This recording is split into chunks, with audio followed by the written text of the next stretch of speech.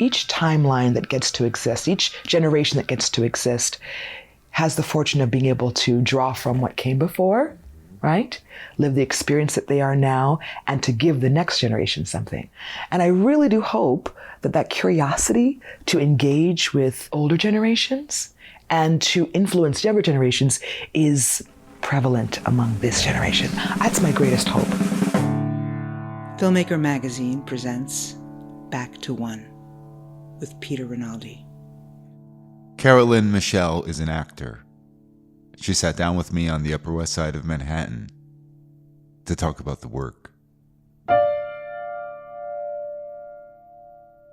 Do you have a typical way that you like to begin your preparation process when you get a new character?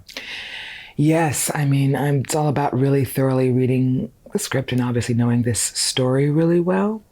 But I think it's also about asking a lot of questions about the past. I mean, I'm a big lover of given circumstances, providing everything you really need to know. And, there was a teacher when I was at school who used to say, there's what we see on the page.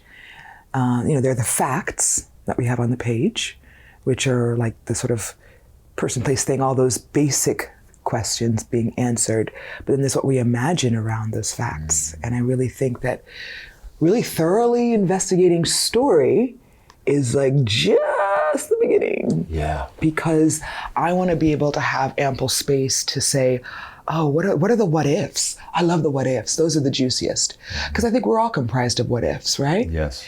And that's what makes us all very interesting. Yes. So, and a lot of the roles that I've played are these women who, there's something I didn't realize I craved as an actress when starting, is that I always craved to play the invisible woman. And this is a woman who is not always in the limelight, who is dedicated to what she does, whether it's family or occupation. She is the woman that you pass on the street, right? Yeah. And that you don't think about her givens. Yes. And so for me, it's vital for her givens to be hyper specific because this is an homage to her, And so for me, it really starts with story first and what ifs next. When you were saying that, I was thinking of the character you play in Familiar Touch. One of these people who you take for granted in a space because of their occupation, right? Yeah. You have to be a certain kind of person, I feel, to step back and appreciate caregivers like this. Yes. But their work is so hard. We get to see that. Yes. In this. It felt like you had time or patience or something for you to develop those nuances of this character. Is that true? Yeah. There was time. I mean, I've known Sarah Friedland, the writer and director of Familiar Touch, now for 11 years. We met in 2014. And at the time that we met, I was taking care of my own mother. And so in taking care of my own mother and preparing myself to take on a full life of caregiving, I had one job that year. And the one job that I had that year, I met Sarah. Wow. She was assisting Steve McQueen on a pilot called Codes of Conduct on HBO that never ever went to air. But the gift was meeting her and really embarking on like a real friendship, a real, I would call, creative kinship, where she was younger than me. I was, I guess in her mind, established as an actor. But in coming together for this project, yes, there was time because she probably started writing Familiar Touch around the same time that we met. And she approached me in 2021 and we were like on a walk in Brooklyn. And I was actually doing Russian Doll at the time, actually. And so she said, hey, I am writing the script and I have a role in mind for you, but I really want you to read it first. I want you to read the script and understand this story. And I really want to get your genuine thoughts on it because it is about a woman developing dementia. I know you've been navigating that with your mom. She has been working with, communities and populations that are navigating dementia as well. And a lot of her volunteer work and work to support herself as a filmmaker. So we really saw each other, and I would say we saw each other through the understanding of that experience. Mm-hmm. But yes, we had time. And so I started to read the script and I was like, yeah, I love it. I love it. I said, but here's something that's really important to me. It's really important that Vanessa, as you're crafting and you're building, that it's important to me that Vanessa has an anchored reason for why she does the work that she does. Mm-hmm. Because that's what we don't see, right? Yep. When I talk about the invisible woman, Yeah. or these populations of people that, you know, you're like, man, that work is so hard. Yeah, but they don't see it as hard. Yeah. And there are reasons why they do that work. Yeah. And they're full lives that they have. So I said, I need to understand the full dimension of who Vanessa is from the page before fully embarking on this. And yes, she loves what she does. She's not just doing it blindly, but for me as Carolyn the actress, it was about what was bringing her to this work and what kept her at it every day and caring for Ruth in the real deep way that she did with real humanity. And you needed to see that on the page. It's not something that you could just make up and put in. And there's a difference, right? Because everything that you use comes from the words of the page. Yeah. Yeah. Everything comes from the words on the page, because also the reality is that I think on stage, everything comes from the words on the page from stage to film. But with film, it's different, because with film, it's not the actor's medium. Yeah. With film, it's actually the editor's medium. Yeah.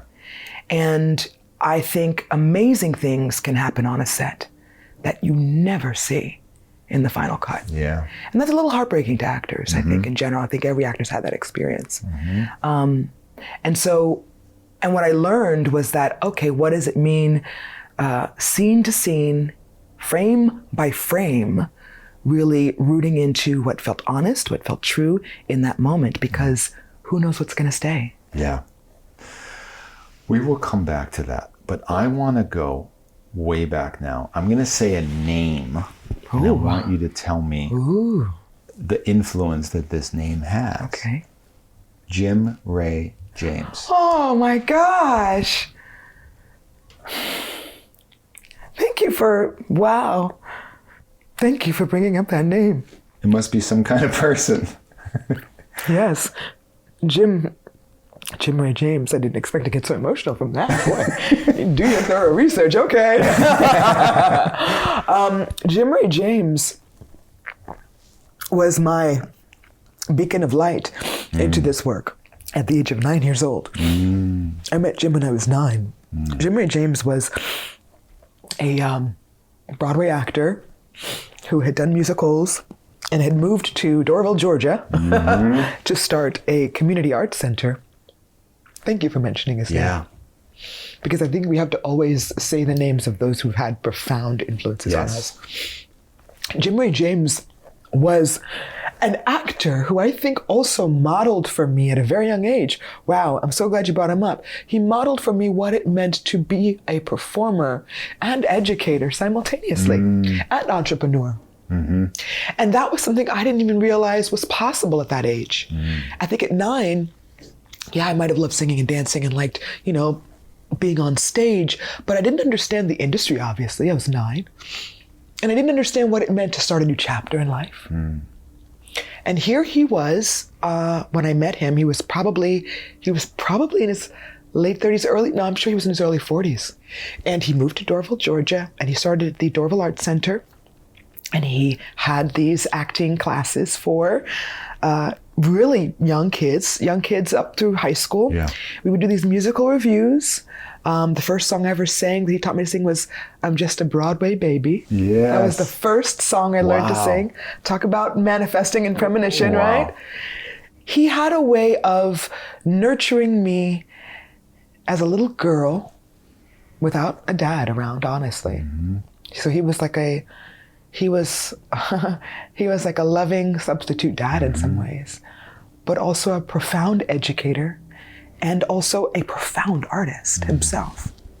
Visionary, truly. And the way that he gave to us was tremendous. I think now that you mention his name, it makes me realize that there are foundational people in our lives that create I don't know, maybe like a template version of an example of what success can be. And we don't even realize where it lands within us until years and years later. And now, so much of the work that I do is as an actress and educator, entrepreneur, just like Jim. It's like a seed that grows, right? Yes. It's still there. Yes, it is. From that seed. I did not expect to have this emotional reaction. But that is a testament to him that name could go right there for you. Yes. That means so much. And we'll get to this, but you are that for people now, aren't you? Bless you. I mean, that's what you're talking about. You're now giving the seed. Yeah, that's the hope. What does that do for you, though? And what do you think that did for him? You know what I mean? That's it's not just a giving thing, right? Right. I know what it gave to Jim. I could perceive, through my 9-year-old eyes. I remember one rehearsal, and I haven't thought about this in probably over 30 years at this point. I remember one rehearsal we would have these long texts, and one of our super long texts, he was like seated and we had just finished notes and we were about to start another run again. And we would have these breaks. And on our breaks, these are a bunch of kids, like 10, 12, 13-year-olds. And he was always also so upstanding, right? Now we're in a time where we're seeing so many trespasses of male figures in spaces with young people. He was so honorable from my experience. Deeply honorable in that way and had a lot of integrity. But on our breaks, we would play games, we'd run around, and I used to do his hair. So I would braid his hair, and he would let me give him fashions and stuff like that. And now when I look back, I think he was a queer man. I think he was, and I think that was an interesting part of our connection, which again, at that age of 9, I was nowhere close to understanding my own sexuality or anything like that. But there was a freedom in him and a sense of agency in him that I admired and connected with. So you find your tribe, right? Or your tribe finds you. But I think what it gave him, a sense of, I am offering value. I am helping to change lives. I can see the impact of my own training. Yeah. Right? And the positive effect of that in these young people. Yeah. I am creating family. I remember him being a single man. And we never knew much about his private life, but most of his life was about that theater. So we were his family. I always ask this to everybody that went to Juilliard. What was that experience like for you? Because a lot of people come on and they say it wasn't so great for them. It really kicked their butt in a way that they took years to recover from. Everyone's gonna have their experience. Look, you got me at a great time. You got me. I'm at a point where during my experience there, I did not feel like who I am now. I felt very small. I felt like I couldn't trust my own decisions. But here's the reality, and this is once again why I'm glad you got me now. I realized that there were some tools that I got from that institution. And I actually made a list of the things that I wanted from that school before getting in. I was very intentional about even in my pursuit to get into that school. I remembered saying to myself, I want to be able to step out of that program, not just with a degree, but with the ability to be able to trust my instincts in terms of blocking, in terms of movement, text analysis, character creation. And I really want to have a voice that I feel proud of, technically and figuratively. What is my voice as an actor? Yeah. Those things I definitely walked out with, but there were many more that I did not anticipate. The aesthetic of art that I'm drawn to, who I enjoy collaborating with, what it means to understand systems and how to navigate them as a Black woman. I definitely learned that through trial and error there. And opportunities to grow within that. And what does it mean to be part of an ensemble? Because everybody's going to be part of an ensemble in their own unique way. The way that I was a part of my ensemble, I love my entire group, some amazing actors in that group. But I think at the time, there was so much fear that I was navigating, it got in the way of my deeply connecting with some of them. Once again, tremendous human beings that I'm now closer with because of the work that had to be done. So my time at Juilliard was challenging for a reason. I got what I wanted from the program and many things that I didn't expect to get. And the greatest benefit that was completely unforeseen was that where it was difficult, post-graduation, my active healing was teaching. So where within the system I may have felt some harms, I was able to remedy them and heal them through teaching and coaching. Because to me it was important that anybody I ever worked with was offered tools, could feel empowered, and then go out there and be the greatest artist they could be. Because as actors, the one thing nobody realizes is that while we may seem like we're capable and confident all the time, we are deeply questioning and deeply doubtful, right? And it doesn't take much to lapse into that space. So the one gift you can offer an actor is empowerment and trust within their capabilities and their skill set. That's what I want all of my students, everybody that I work with, all of my castmates. I want us to all feel empowered and to trust the gift that we have. When you're not given that as an actor, and that happens so much, right? You go on a small little thing, and you're like, wow, these people don't know how much. If they empowered me, they would see me come alive right now and do what I want. Now I got to battle through that. I got to climb this mountain without that. What do you do? What do you do with? Well, the funny thing is I don't enter spaces thinking about that. Ooh, I love this. I actually don't. I really don't. Because because I've been in spaces where that's not assumed I'll receive it.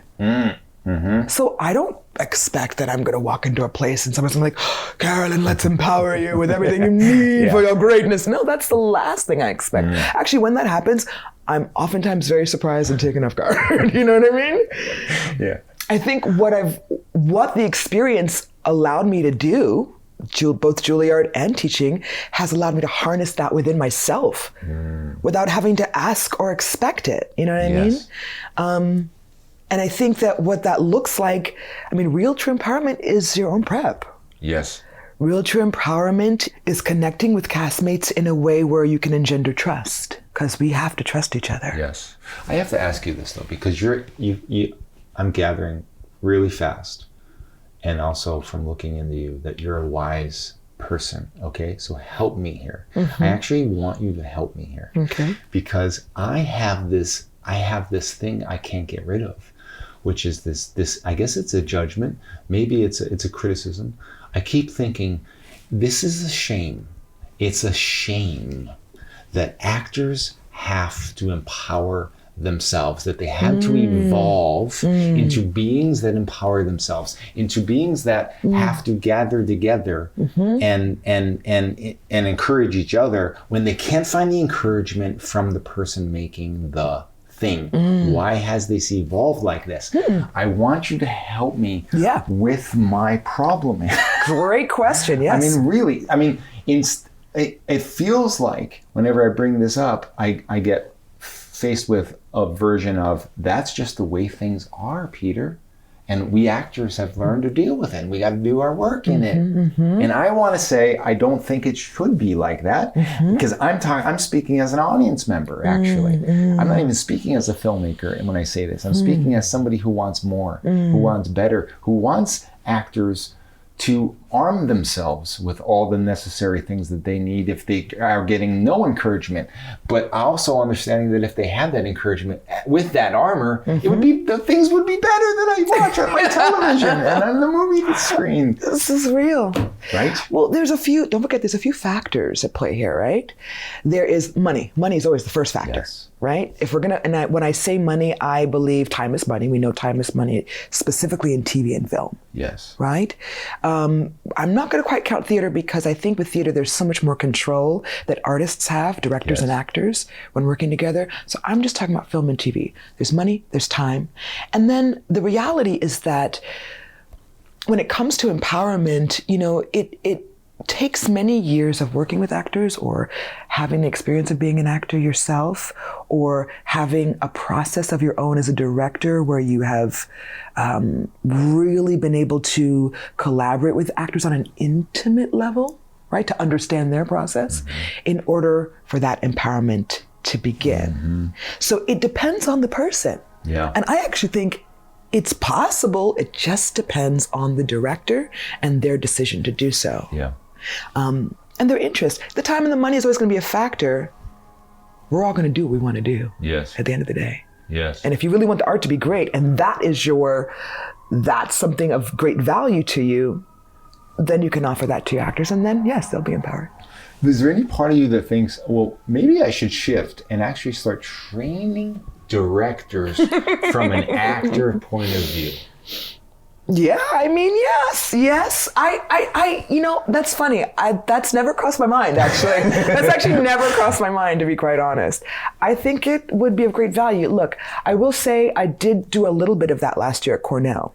So that was my first time. I did that year-long visiting lecturer position at Cornell, and we created a class called PMA Studios, where we worked with all students. It was 35 students in one class. And they basically directed, crewed, starred in their own short film that we as professors acted as producers of this film. And so I had a few meetings with the director, and he was also an actor, fortunately, that I worked with and trained and taught.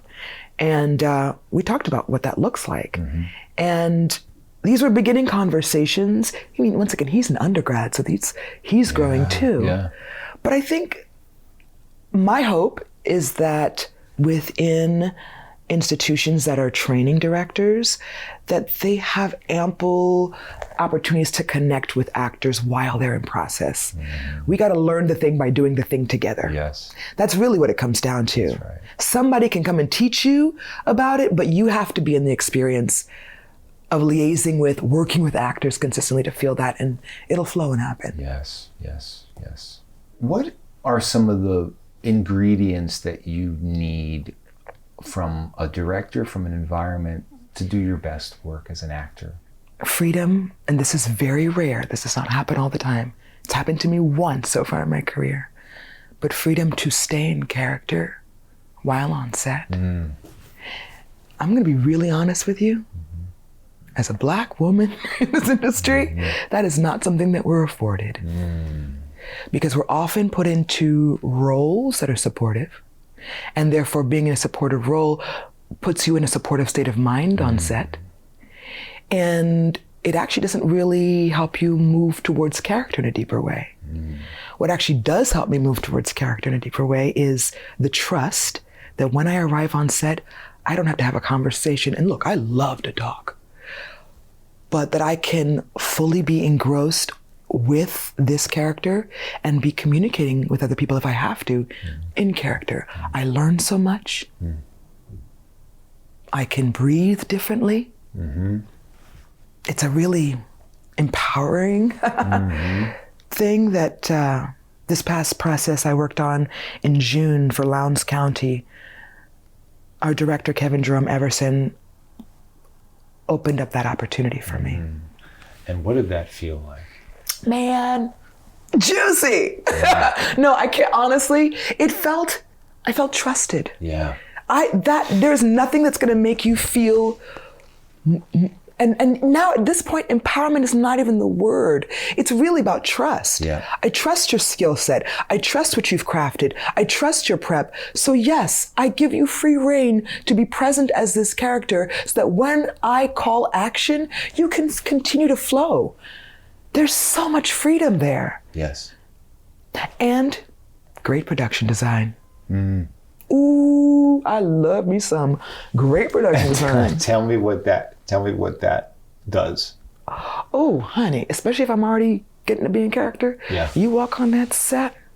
Specificity. Specificity. I'm talking about detailed props, scenery, everything, especially for a film where you can touch something and there's history of, you know? Yeah. So I love to be able to, great, we're in between shots, I can take a look at where we're going next, and I can just walk that space for a bit and develop a kinesthetic relationship to certain objects. Yeah.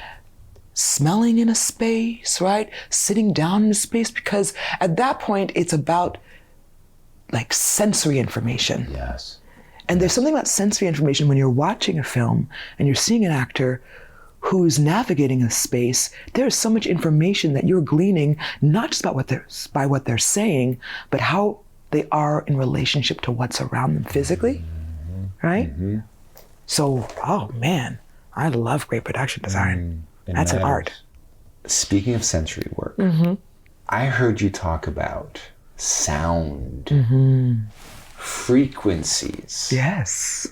And playing with this idea of presenting that in I'm making an assumption here and correct me, in a rehearsal situation or a pre-work setting. I really believe in the power of sound, specifically frequencies or binaural beats, to be able to, as we know, science has proven, you know, it can take us into a whole other state. It can heal us. Right. And I think anything that has the power to heal, because art is very healing, right? Yeah. You know, storytelling is actually very healing. So yes, I deeply believe whenever I've worked on characters before, I think to myself, what is this character navigating on a deeper level? What sound is going to support them navigating that or moving through that? And I love listening to binaural beats before going to bed. It's the best way to wake up in the morning, just me as Carolyn. But even with my students, I actually, I taught an acting class one of my acting classes at Cornell. I had an amazing friend come in and play Tibetan singing bowls for my students while they were doing character prep for their scenes. And so the request was, great, it's not just that we're listening to this just to listen, but you're listening in character. What images start to come up for you? Right? What do you start to sense? Where do you go? What journey does your mind go on while in character and listening to this that you can use? Write that down, because you never know what's going to be information in character development. Yes. So that's why I love it so much, because it's transcended. It takes me somewhere. Yes. So this, I mean, it's come up so often on this show, how much music, I mean, just music itself is used in prep, and how as soon as you put on the certain song that you have an attachment to of some kind, you're getting into a zone of emotionality of some kind that is necessary for the scene. But this sounds like it's even a step further, and it's like there's none of those like kind of, I don't know, nostalgia attachments to it, right? That music can have, but it's something else going on simply neurologically. Yes, it's because these vessels that we are in are very receptive to the science of sound, right? Yeah. And it's about staying open. It's funny because Kathleen, we were just did a talk back at Nighthawk Cinema for Familiar Touch. And Kathleen Chalfant, I've just enjoyed working with her so very much. One of the things that she said about, in response to someone who asked about like her process and how she works, and she said, you know, there's something about being receptive and allowing that I have to tap into for every role, because I think that so many people think acting is about doing. And as we saw with Ruth, she's so receptive. Yeah. From the very beginning, it's all about, from the very first frame, it's about touch, literally, about touching food, what that feels like, touching her son, right? With that cilantro or whatever. What was that? He's putting on the legs. Absolutely. I was like, man. Special garnish, you know? But you have to put yourself into that receptive state, whether it's physical touch of an item, an object, or orally, right, in terms of sound. And keeping yourself in that open and receptive state can open up so much, especially if the prep is already there. Yeah. When I say, I think of this world as sort of, we're moving with male energy, right? It's very forward moving. It can be very aggressive. It can be very cerebral. What I'm talking about is about receptivity, open, receiving, patient, right? That's why I love time, having a little time before, because it allows for things for you to absorb. Yes. And that's what's happening when you're listening to those sound frequencies. Yes. And that's what Kathleen is talking about, I believe she's talking about when she talks about every time she steps into a new role, how receptive can I stay? Yeah. What can come from that? So when did you find out Kathleen Chalfant was going to be in this? So I have been a Kathleen Chalfant fan for a long time. I mean, I actually, my first job was House of Cards. And the season before, when I was, binging it to do my research, there was late one night, I happened to be watching it. And I think I might have dozed off a scene before. It's an amazing show. I love House of Cards. Everybody does. Everybody watches TV and dozes off eventually at some point. I dozed off, and I remembered being awakened out of my slumber by this voice. Yeah. And it was an energy. And as soon as I saw her on screen, I was captivated. Yeah. Because it was her grace, it was her stillness, but also, in the scene, she was really navigating something in a way that not many actors would tackle it. And it was about confrontation, but she did not confront. That receptive energy is what I felt. And I was so drawn to it. So I clocked that first. When we started, I started working with Sarah on this, and there was another actress that was cast, and we actually started to have rehearsals. Enjoyed working with her quite a bit. And then there was a shift, and Sarah said, we are now looking to recast. And Sarah and I had a conversation, and she said, are there any actresses that you really admire that are in this age range? I said, one. You're kidding. Kathleen Chalfant. Wow. I said, she is extraordinary. Her work on stage is legendary, but she deserves this role. And I don't know who else they auditioned, but Kathleen got the role. This is a story about how Sarah Friedland trusted you from the beginning. This is about giving you the script and saying, I want to hear from you. You went through this. Tell me, give me notes. You gave notes. Then she comes to you again with it. And now when she casts her, now you're coming in on day one. This is mine too. And everybody should feel like that as an actor. Yes, I definitely did. It was also the fact that Sarah knew my mother and, had met my mother, and my mother was in one of Sarah's first short films, Home Exercises. And so there was something about, all of that footage, because she'd sent me all the raw footage afterwards.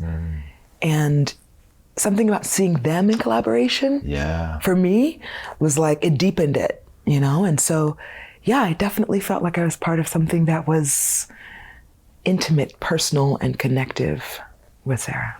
There's a particular tone to this movie. There's a particular pace. Are there any stories about working that out? Was that done on set? Was that in the script? Sometimes things like that are in the script. Much of it was connected to shooting at Villa Gardens, because that space, because it was an actual residence for seniors, there were rhythms there. That were true to what's happening story-wise. Yes, Sarah and I had several conversations. After I read the script, we had about 3 very intense work sessions talking about Vanessa, what is her history, and understanding this world really well. But also in being familiar with Sarah's work, because she also comes from the dance world, and many of her films include her love for movement and how much information there is in movement. So when she was plotting out all of these shots and sort of the through line of this script, there was a lot of focus on movement, which is why you get that one early shot of Ruth when she's searching for something in her closet, right? It was about what are the physical movements, gestural worlds of these individuals. So yes, I felt like we got it through Villa Gardens and what the rhythms are of that space in our conversations one-on-one, and then working with Kathy and watching her. And also H. John Benjamin, man. He's such an inspiring man, an artist, and watching his intimacy with her and his trusting of everything that he was bringing himself was lovely. So I feel like we were able to establish it by listening to each other. Are both your teaching muscle and your artist muscle the same size? No. Ooh, I never thought about it by size. No. I guess what I'm trying to ask is this. If you're heading into a semester and you're excited, but you threw a self-tape up for this thing that is crazy that you never thought you'd get, and you land it, and it's huge. Do you have any qualms about saying bye-bye that semester? I mean, that's exactly what I did. And I All right, tell me love this. teaching, Yeah. and it will always be in me. I always say teaching will find me, and I'll still answer the call. Yes. But I had to make a huge decision while there. After the full year, I completed, it was only a year-long contract anyway, and I had to make the challenging choice to say, which muscle needs to be flexed more now? Yeah. And it was my artist muscle that needed to be flexed more by the end of the school year. And I was grateful for how much I'd flexed that academic muscle. Yes. There were things administratively I'd learned about being in the system of academia that I learned, liaising and working with students. That muscle got flexed in that space. But I could feel that artist arm start to feel a little limp. And I had to answer the call. And at the end of the school year, I made that decision to come back to New York and jump right back into the fold. Do you have anything to say as a Black woman to non-Black creators out there, that particularly directors, that may be casting you or some other person of color in their production?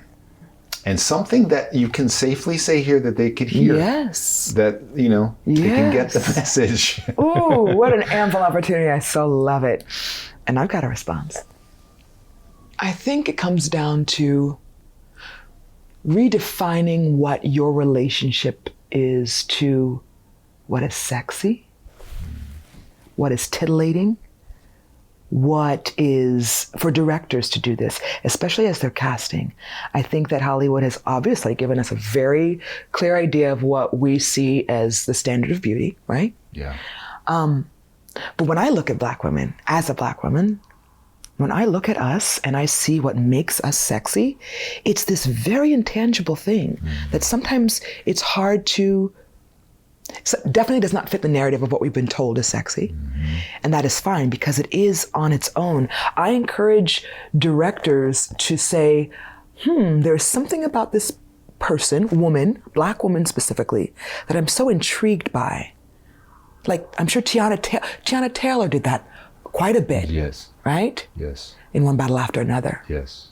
And we've seen many actresses do that. But I actually encourage them to challenge their perceptions of what is sexy and why. Because I think what is actually sexy is not just something that's palatable and that is easy, but that actually challenges you and scares you a little bit. Yes. Because female energy is scary because we have the power to procreate. It's terrifying, right? Yeah. And so that should also be sexy. Yes. A little bit of terror. Yes. A little bit of, oh God, I'm on edge. This woman puts me on edge, Yes. keeps me on my toes. That's fucking sexy. Yes. Yes. So let's play with that on screen. I love that. Oh my God, I love that. Is there something that you still want to do that no one's giving you a chance to show that you can do? I'm so ready to play a villain. I mean, treachery. I'm ready for dark treachery, unexpected, right? Shadow treachery. Yeah. I'm ready for that because I do believe all actors have our sort of given brand and then our shadow brand. Oh, I like that. My given brand is representative in every role I've ever played, which is supportive, and authority, knowledgeable, wise, right? Caring, consistent, dependable. Yeah. But there is a shadow of that. I'm so ready for that. I love this. The desire for that doesn't scare you? No.